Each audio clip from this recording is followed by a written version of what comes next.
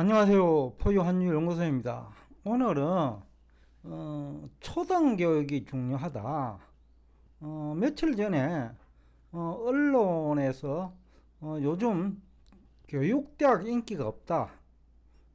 학생들도 선생님을 존경심 같은 거는 없는 것 같고, 또 학생 수도 줄고 하니까 교육대학 인기가 없어가지고 수능 등급 4등급 3등급이 지원하는 것 같아요. 그래서 이게 상당히 어떻게 보면 심각한 문제이기도 한데, 결국 부모들이 자식 교육을 잘못 시키니까 결국 부메랑이 돼 가지고 이제 학생들 또는 학부모한테도 부작용이 되돌아오는 것 같다라는 생각이 들어요. 물론 수능 4등급, 3등급이 나쁜 거는 아니라고 생각을 해요.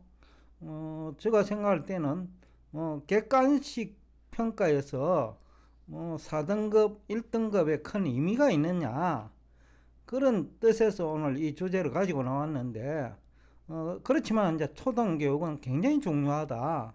어떻게 보면 대학 교육보다도 그 학생의 장래에 영향을 크게 미치는 쪽이 초등교육이라고 생각을 하거든요. 제가 느낀 것도 여러 차례 자산 관련 분야의 일을 하면서도 그걸 느꼈고요. 제가 그래서 삼각형 내각의 합과 관련된 얘기를 좀 하고자 합니다. 이게 뉴클리드 기하학 원론 1장에 나오는 건데, 삼각형 내각의 합이 180도라는 얘기는 모두 다 알 거예요. 초등학교 4, 5, 6학년이면 다 하는 내용인데, 근데 이거를 과연 평면에서만 이론이 성립하는지, 아니면 입체 공간에서도 이 이론이 성립하는지에 대해서 구체적으로 따지는 사람은 거의 없을 거예요. 그러니까 여기도 가정이 있다는 거예요. 평면에서 삼각형 내각의 합은 180도인데 입체 공간 원이라든지 그죠, 구체 구, 지구도 구지요. 또 행성들이 대부분 구에 가깝고 태양도 마찬가지고, 그런 입체 공간에서도 삼각형 내각의 합이 180도일까? 예를 들어서 북극의 한 점을 찍고 적도 적도에 점 두 개를 찍고 세계변의 길이가 같도록 하면 정삼각형이 되겠죠. 그래도 내각의 합이 180도일까라는 얘기가 어떻게 보면 궁금하잖아요.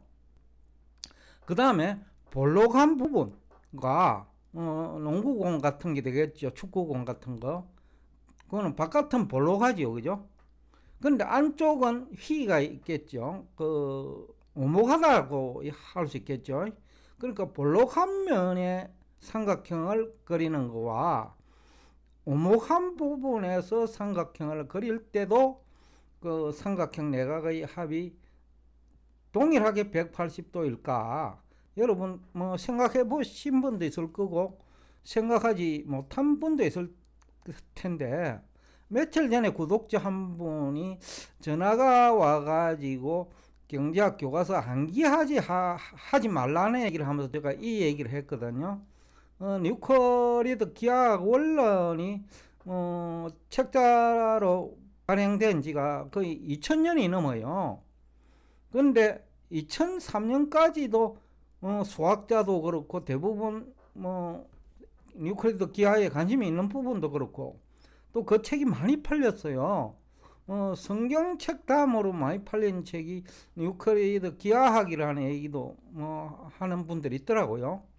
그런데도 그동안에 이 삼각형의 내각의 합이 평면에서 성립된다라는 것을 아는 사람은 거의 없는 것 같아요. 즉 입체 공간에서도 성립되느냐라고 이론을 전개하면 아닐 수 있거든요. 아마 제가 생각할 적에는 뭐 최소한 그러니까 지구와 같은 입체 공간에서 앞에서 북극과 적도에 2점 찍어가지고 모두 3점이죠. 그러니까 똑같은 변의 길이를 하더라도 뭐 50도 이상 넘게 나올 거예요. 그러니까 230도 이상 나올 것 같고, 또 안쪽에서 하면 150도까지도 나올 수 있지 않을까 싶은 생각을 하거든요. 여하튼 오늘 하고자 얘기는 결국 초등교육이 중요한데, 이게 초등학교 때 배우는 거예요.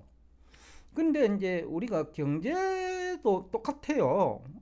저도 뭐 경제학 책을 봤고, 경제학 교수분들도 경제학 책을 뭐 수십 년 강의한 사람도 있고, 또 경제학을 전공해가 박사학위를 취득한 사람도 뭐 경제학 공부를 많이 한 사람인데, 똑같은 책을 보고 해석이 다르거든요.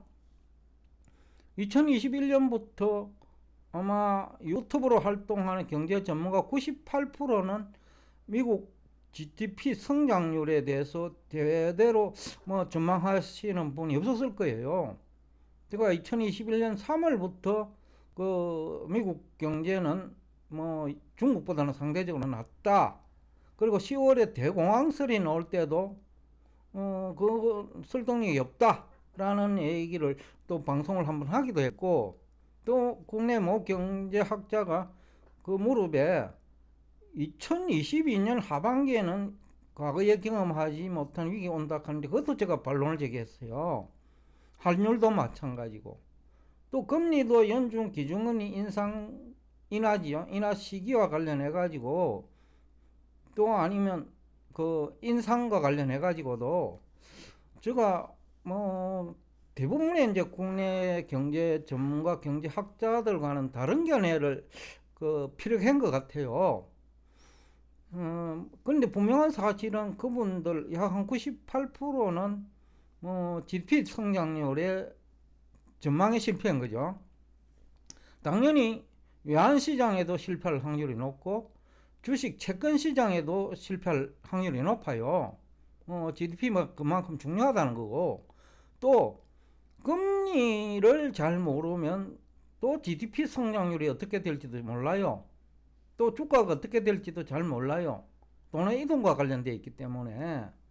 또 외환을 잘 몰라도 그 환율 결정 원리 내지는 환율 전망에 실패하더라도 그 GDP 전망에도 실패하고 주식 채권 시장 전망에도 실패하거든요. 그럴 수밖에 없어요.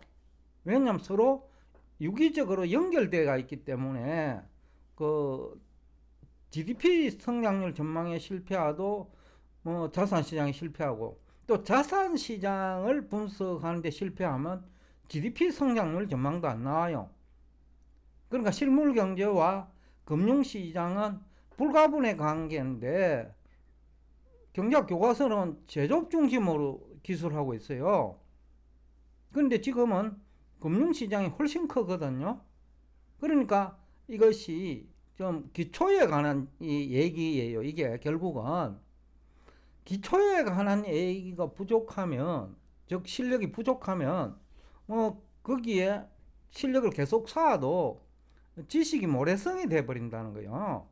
그래서 제가 오늘 이 주제를 가지고 나왔는데, 경제학의 기초 지식은 수요 공급 이론인데, 아마 경제 이론의 한 70%, 80%가 수요 공급 이론인 것으로 추정이 되는데, 근데 이게 대부분 경제학자, 경제학 전공자, 뭐 경영학 박사들도 박사학위 받으려면 경제학 해야 돼요. 그런 분들도 대부분 이 수요 공급 이론이 잘 안 되는 것 같다. 앞에서 제가 잠시 얘기를 했으니까 길게는 얘기하지 않게 합니다. 그 다음에 또 하나는 수요 곡선이든 공급 곡선이든 그 이면에는 화폐가 있는 거예요. 화폐를 가지고 그 재화와 서비스를 구입하잖아요. 그러니까 이 화폐라는 것은 기본적으로 알아야 돼요. 공급 곡선도 마찬가지죠. 기업이 공급을 하는데, 그러면 기업도 돈을 벌려고 하는 거예요. 그러니까 일반적인 교환 수단인 화폐를 확보하기 위해서 생산 활동을 하는 거예요. 그렇다고 하면 이 화폐가 무엇이냐는 굉장히 중요한 그 분야인데, 그러면서 또 이 기초 분야예요. 이게 대해서 제대로 아시는 분은 없는 것 같고, 심지어는 경제학 교과서조차 화폐에 대한 수요 곡선하고 일반 재화와 서비스에 대한 수요 곡선이 동일한 것처럼, 즉 모양이 동일한 것처럼 뭐 기술을 하는 사람이 많거든요.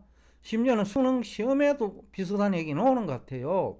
외화에 대한 수요 곡선이 마치 일반 재화에 대한 수요 곡선처럼 설명하는 사람이 있는 것 같아요. 수능 강사 중에서.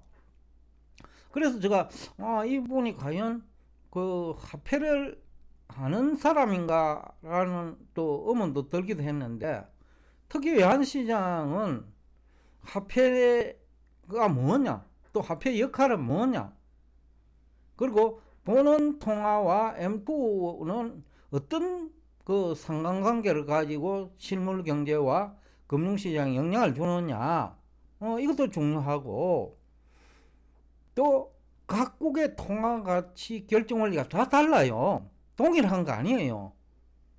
왜냐하면 미국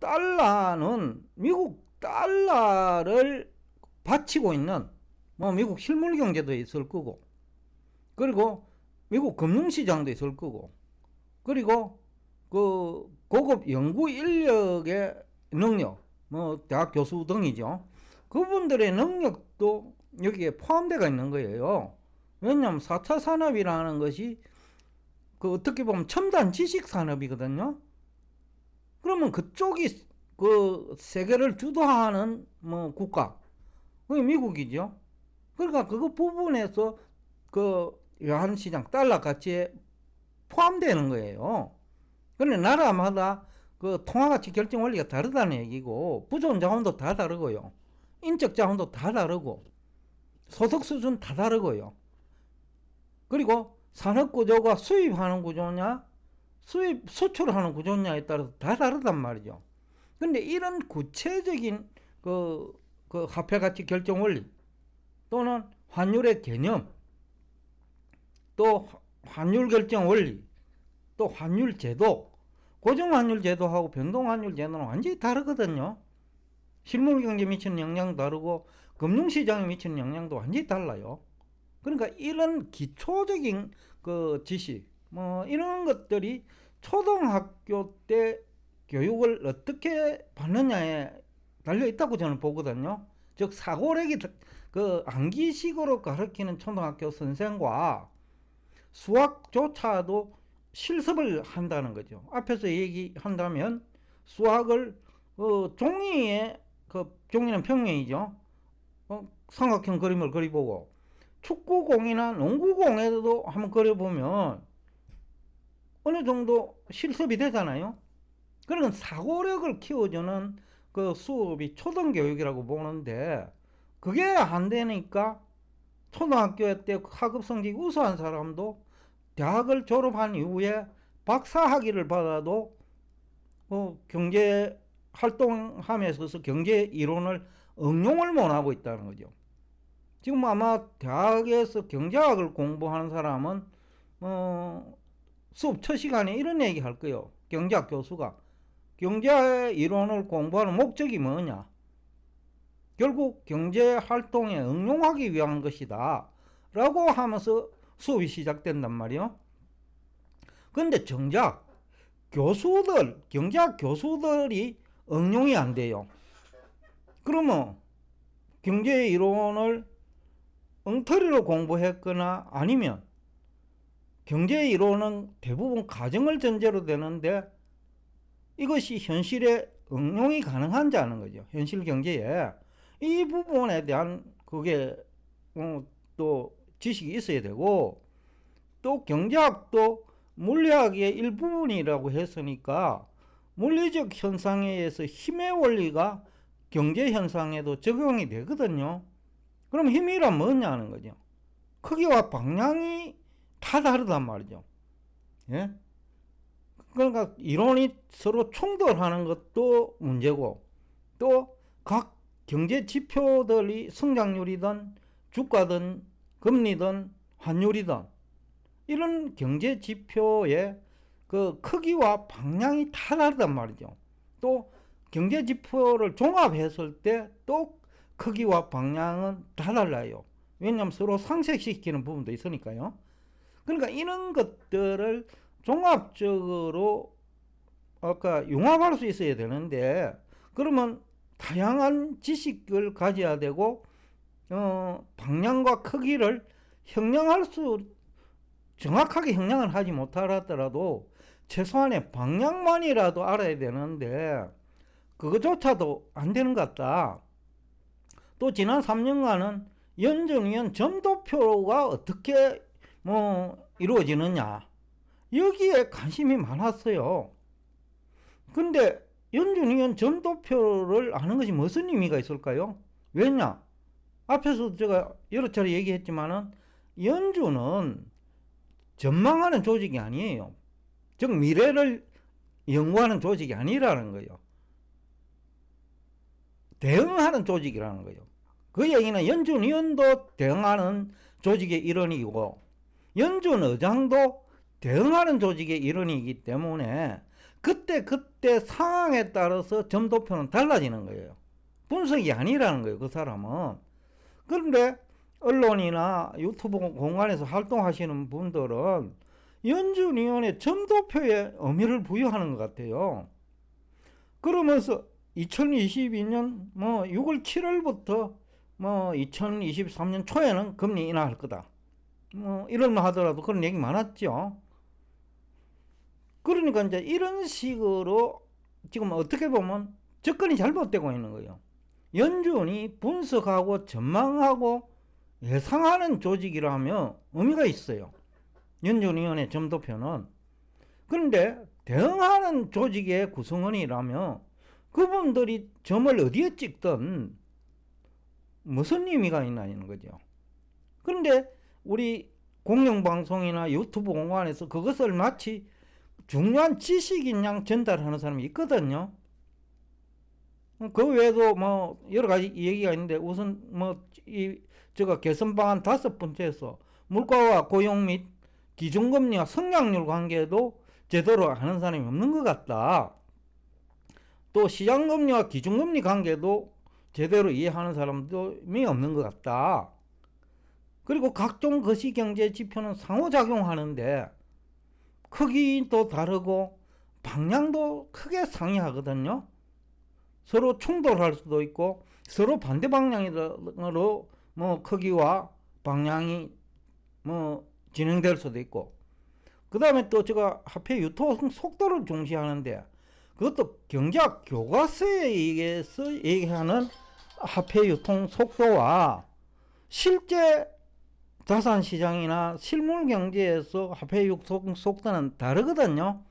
이런 것까지 종합한 그런 지식을 쌓아야만이 여러분들이 그 자산시장에 응용을 할 수 있는데, 그 기초는 아주 기본적인 지식, 앞에서도 얘기했지만은 삼각형 내각의 합이 180도가 왜 되는지, 평면에서 또 입체 공간에서는 180도보다 왜 막 50도에서 7, 80도 높을 수 있는지, 또 그 입체 공간도 볼록한 부분하고 오목한 부분에서 삼각형을 그렸을 때 그 내각의 합의 크기가 완전히 다르거든요. 그런 아주 기초적인 것까지 공부하는 게 결국 초등교육인데, 즉 기초지식이라는 거예요. 경제학에서는 수요 공급 이론과 같은 아주 기본적인 거. 그 다음에 환율이라 하면 환율의 개념과 같은 거, 또 화폐의 제도와 같은 거, 화폐의 역할과 같은 거, 그런 것에 대한 가장 기본적인 지식이 없는 거 아니냐라는 뜻에서 향후 여러분들이 공부를 한다면 지금이라도 기본에 충실해야 된다라는 얘기를 하면서 오늘 여러분과 대화를 여기서 끝내겠습니다. 오늘도 끝까지 경청해 주셔서 대단히 감사합니다.